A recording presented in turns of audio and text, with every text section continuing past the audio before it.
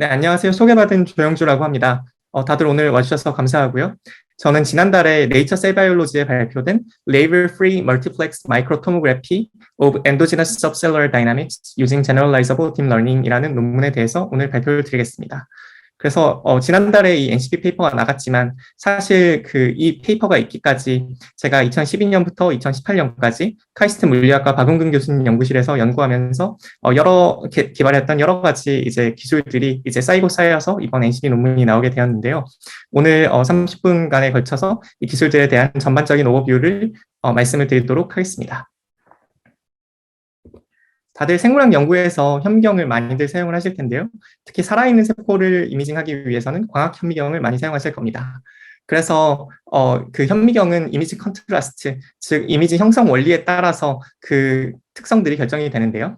예를 들어서 빛의 흡수를 이용하는 전통적인 브라이트필드 현미경, 그리고 굴절률 분포에 따른 페이즈 딜레이를 이용하는 페이즈 컨트라스트 현미경, 그리고 또 최근 들어서는 분자생물학적인 기법들이 발전을 하면서 어떤 바이올로지컬 시스템 내 특정 컴포넌트들 레이블링해서 형광으로 이미징을 하는 그 형광 현미경 등 여러 가지 현미경들이 있고 그들은 보시다시피 브라이트필드와 페이즈 컨트라스트는 레이블 프리지만 형광에 비해서 바이오케미컬 스페시피시티가 떨어지고 반대로 형광은 바이오케미컬 스페시피시티는 높지만 레이블링을 해야 되기 때문에 뭐 포토블리칭이라든지 어떤 리프로듀서빌리티 문제 등이 있는 것들을 이런 트레이드오프가 있는 것들을 보실 수가 있습니다. 그래서 저희가 지난 여러 해 동안 박용 교수님 연구실에서 개발해온 현미경은 홀로그래픽 마이크로스코피라고 불리는 기술인데요. 이것은 전통적인 브라이트필드 혹은 페이즈 컨트라스트 계열 현미경의 레이블 프리 계열 현미경의 가장 최신화된 버전이라고 보시면 될 것 같습니다. 그래서 이게 영상에 나오는 것 같은 어떤 이미지들을 보시게 되는데 이 값들은 그 리프렉티브 인덱스, 즉 굴절률이라는 값을 이렇게 3차원상의 이제 비주얼라이제이션을 하는 것인데, 이제 굴절률은 빛이 그 물질 안에서 얼마나 느려지는가를 나타내는 값이고요. 좀 더 일반적으로는 빛의 흡수라든지 페이즈 딜레이라든지 이런 값들이 전부 다 굴절률에 의해서 결정이 되게 됩니다. 그래서 굴절률은 물질의 고유 특성이기 때문에 특정 레이블링 없이 정량적으로 이미징이 가능하다라는 장점이 있고요. 자세한 테크니컬 디테일은 아래에 있는 그 2018년 네이처 포토닉스 리뷰 논문을 보시면 되는데, 제가 오늘 간단히만 말씀을 드리면 빛의 어떤 이런 홀로그래픽 마이크로스코피라고 했는데, 여기서 홀로그래피라는 건 무슨 뜻이냐면 어떤 페이즈 딜레이를 직접 측정하기 위해서는 혹은 옵티컬 웨이프론트를 측정하기 위해서는 이게 컨벤셔널한 카메라로는 속도가 너무 느려서 불가능합니다. 왜냐하면 빛은 워낙 프리퀀시가 비저블 레인지에서 프리퀀시가 높아서 컨벤셔널 카메라의 밴드위스 내에 잡히지가 않기 때문이죠. 그래서 빛의 간섭을 이용을 해가지고 이렇게 보이는 것처럼 측정을 하게 되고요. 그래서 이게 그 바이오 어플리케이션에서는 어떻게 사용이 되냐면 세포는 트랜스페런트하지만 굴절률 분포는 이제 공간에 따라서 이제 굴절률 분포가 있기 때문에 플레인 웨이브가 들어가게 되면 그 웨이브 프론트가 디스토션이 되게 되고 저 디스토션은 페이스 정보로 나타나게 되는데, 이것을 오른쪽에 보이는 것과 같은 간섭 현미경을 이용을 해서 홀로그램을 측정하고 컴퓨테이셔널하게 그 페이지 값을 리컨스트럭션하게 됩니다. 그리고 그 정보를 3차원으로 확장하기 위해서는 이제 이런 2D 홀로그램을 일루미네이션 앵글을 여러 각도로 돌려가면서 여러 장의 홀로그램을 얻은 후 옵티컬 디프렉션 토모그래피라는 알고리즘을 이용해서 3차원 굴절률 값들을 복원해내게 됩니다. 이게 홀로그래픽 현미경 기술인데요. 앞서 말씀드렸듯이 형광과 비교해서 여러 가지 트레이드오프가 있습니다.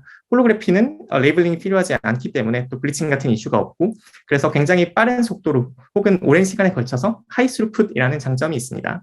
반면 형광은 레이블링을 해야 되기 때문에 스루풋이 떨어지지만 그 바이오케미컬 스페시피시티가 굉장히 높다는 장점이 있습니다. 특정 컴포넌트들만 형광을 띠게 만들 수가 있으니까요.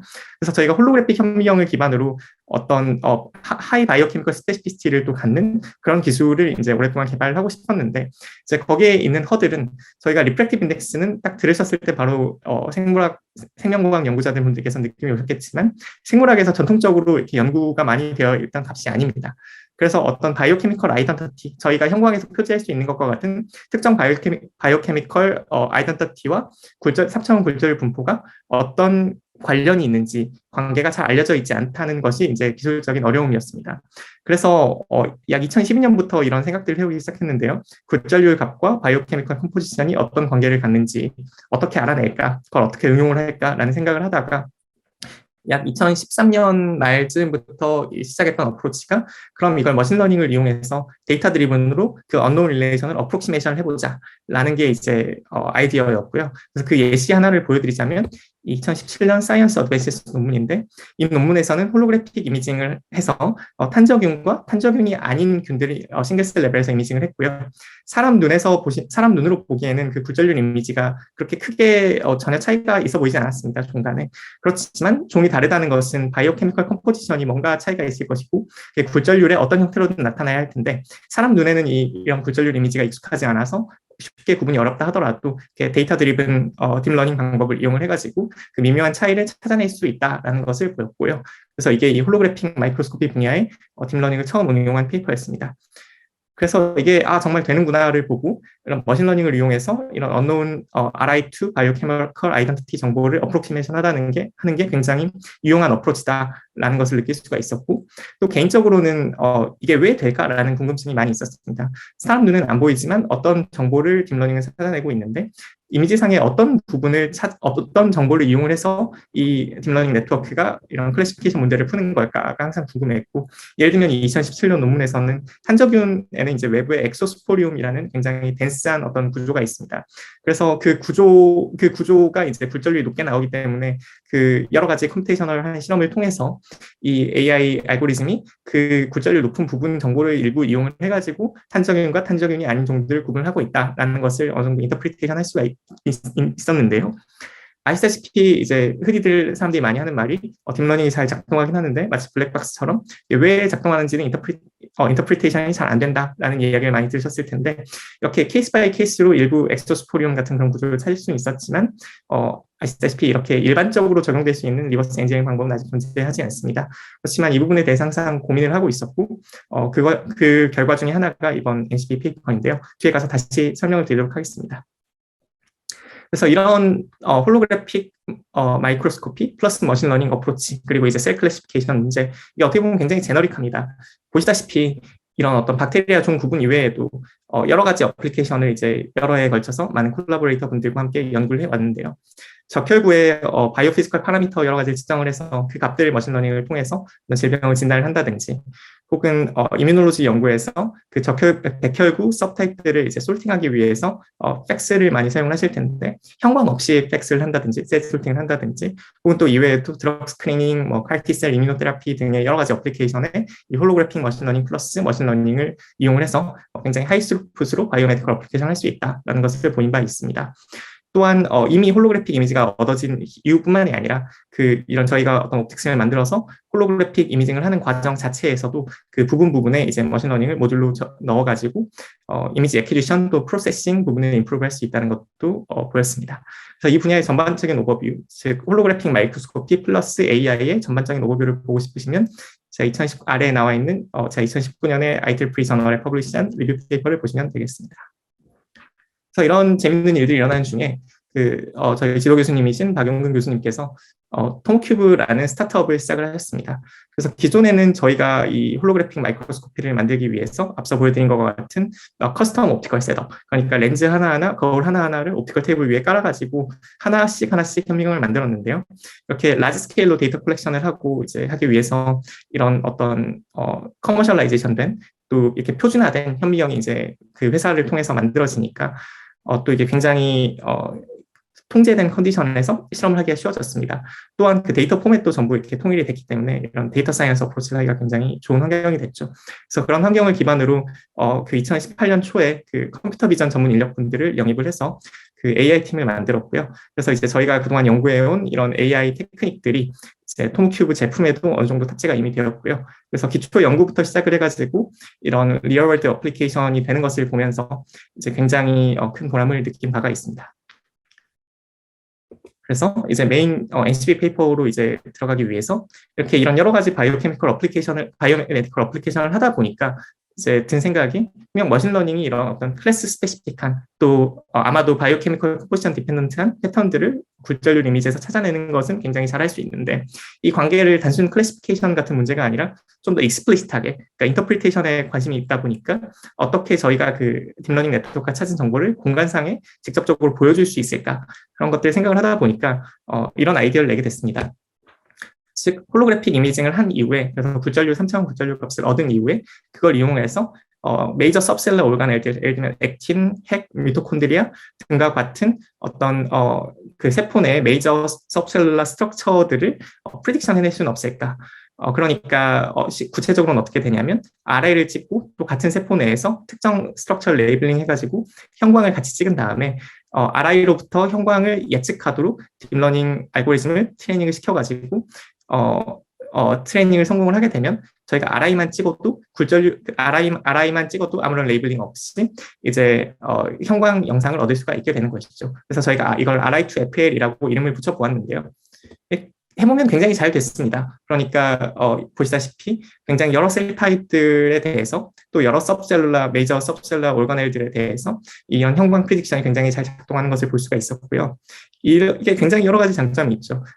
이번 웨비나 제목이 형광 염색 없이, 형광 표지 없이 형광 영상을 보는 AI 환경 개발이라고 말씀을 드렸는데, 이런 어프로치를 하게 되면 말 그대로 레이블링이 필요하지 않기 때문에 포토블리싱 등의 이슈가 없어서 굉장히 고속으로 혹은 오랜 시간에 걸쳐서 촬영이 가능하고, 또한 형광을 만약 직접 레이블링을 해서 측정을 하게 되면은 아시다시피 비저블 스펙트럼 안에는 해봐야 3개, 4개 이상의 되는 형광 채널을 집어넣을 수가 없고, 형광의 밴드위스 문제 때문에, 스펙트럴 밴드위스 문제 때문에, 또한 그렇게 많이 레이블링을 했다가는 살아있는 세포에서는 세포의 상태가 네이티브 스테이트가 굉장히 많이 달라지게 되는 이슈가 있기 때문에 굉장히 하이 멀티 채널 이미징이 쉽지는 않은데, RI로부터 프리딕션을 하는 어프로치를 씀으로써 여기선 6개를 보였지만 그 외에도 동시에 굉장히 많은 메이저 스트럭처들을 동시에 프리딕션 해낼 수 있다라는 어프로치가 되겠습니다. 또 재밌게도 이게 이 관계, 저희가 찾은 이런 어떤 RI2 바이오케미컬 관계가 굉장히 제너럴하다는 것을 알 수가 있었는데요. 이 페이퍼 전체에 사용된 어떤 기술은 맨 윗줄에 보이는 NIH33 셀 타입 데이터만 가지고 알고리즘을 트레이닝을 했습니다. 그렇지만 보시다시피 다른 셀 타입들에 대해서도 굉장히 잘 작동을 하는 것을 볼 수가 있었는데요. 그렇기 때문에 저희가 찾은 이 데이터 드리븐으로 찾은 RI2 바이오케미컬 아이덴티티 정보가 셀 타입과 관계없이 상당히 제너릭한 정보를 찾았다라고, 어떻게 하면 RI 값을 해독할 수 있는지에 대한 굉장히 제너릭한 어떤 해독 방법을 찾았다라고 클레임을 할 수가 있을 것 같습니다. 그래서 영상들을 좀 보시면 우선 NIH에서 RI로부터 여러 가지 오르가넬들을 프리딕션을 한 것이 있고요. 3차원 영상이고, 또 다른 셀 타입들에 대해서도 상당히 잘 작동을 하는 것을 이렇게 보실 수가 있습니다.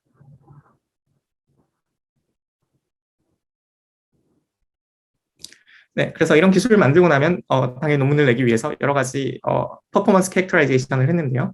말씀드렸다시피 여러 가지 셀 타입에서 또 여러 가지 서브셀러 스트럭처에 대해서 잘 작동하는 것을 먼저 보였고요. 그리고 또 저희 논문 이전에 프라이필드나 페이스 컨트라스트 같은 전통적인 현미경을 이용해서 형광을 예측해보자 라는 페이퍼들이 좀 있었습니다. 그런데 이게 광학적으로 보면 말씀드렸다시피 이런 어떤 빛의 흡수라든지 페이즈 딜레이라든지 이런 기존 현미경들이 이미지 컨트라스트로 사용하는 값들은 굴절률 정보에 전부 포함이 되어 있습니다. 그러니까 굴절률 정보가 가장 컴플리트 인포메이션이고 브라이필드나 DIC는 그중에 이제 सब셋 굉장히 부분적인 정보들인데, 저희가 RI 토모그램을 이제 측정을 하고 나면 그거로부터 브라이필드라든지 DIC라든지 이런 현미경들 이미지를 그대로 계산해낼 수가 있습니다, 컴퓨터상에서. 그래서 저희가 똑같은 데이터셋을 이용을 해가지고 RI2FL과 비교해서 브라이필드2FL이라든지 DIC2FL이라든지 이런 어떤 방식들도 똑같이 딥러닝 네트워크 트레이닝을 했고요. 그래서 퍼포먼스를 비교를 해보면 이제 왼쪽 아래에 보시다시피 당연히 RI가 가장 풀 정보를 쓰니까 가장 아큐러시가 높게 나오고, DIC나 브라이필드는 그에 비해 훨씬 아큐러시가 떨어지는 것을 또 볼 수가 있습니다. 그래서 기존 방식에 비해서 훨씬 더 진보했다라고 말씀을 드릴 수가 있고, 또 확실히 하기 위해서 아무런 스테이닝이 되지 않은 세포에서 우선 RI를 찍고 형광 예측을 한 다음에 그 똑같은 세포를 픽세이션하고 스테이닝 해가지고 또 그라운드 트러스도 얻고 인퍼런스도 해보면은 또 잘 일치하는 걸 볼 수 있어서 정말로 아무 스테이닝이 되지 않은 세포에서 이것이 잘 작동을 한다라는 것을 직접적으로 보였고요. 또 복셀 레벨 아큐러시뿐만 아니라 생물학에서 관심이 있는 것은 아무래도 이런 어떤 디스크리트한 스트럭처들이 실제로 측정된 것과 프리딕션 된 게 얼마나 잘 일치하는가일 것인데, 이 경우에는 리피드 드럼렛을 이용을 해서 같은 세포에서 실제로 측정된 리피드 드럼렛과 저희가 프리딕션한 리피드 드럼렛을 이제 세그멘테이션해서 비교를 하게 되면 굉장히 위치라든지 인텐시티 코릴레이션이라든지 굉장히 잘 일치하는 것을 또 볼 수가 있었습니다. 그래서 이런 다양한 검증을 한 다음에 이제 여기에 보인 예를 들면 리피드 드럼렛 가지고 이런 어플리케이션을 보여주었는데요. 말씀드렸다시피 실제 형광은 블리칭이 있기 때문에 고속으로 측정을 하거나 여러 시간 포인트에 걸쳐서 측정을 하게 되면 그 형광 시그널이 꽤 빠르게 죽어가는 것을 다들 잘 아실 겁니다. 그렇지만 굴절률은 블리칭이 되는 값이 아니고 그냥 원래 가지고 있는 엔도지너스한 값이기 때문에 아무리 고속으로 찍거나 오랜 시간에 걸쳐 찍어도 블리칭이 되지 않고, 따라서 그로부터 인퍼런스한 이 경우에 리피드 람넷도 시그널이 이제 오랫동안 유지가 되는 반면 직접 측정한 형광은 이제 순식간에 시그널이 죽어가는 것을 볼 수가 있습니다. 그래서 또 다른 어떤 이런 블리칭 프리하다는 장점을 또 보여주는 것이죠. 그리고 이것은 보시면 굴절률 영상, 3차원 굴절률 영상을 가지고 세포 분열을 하는 과정을 찍은 것인데, 크로모점까지 다 볼 수가 있죠.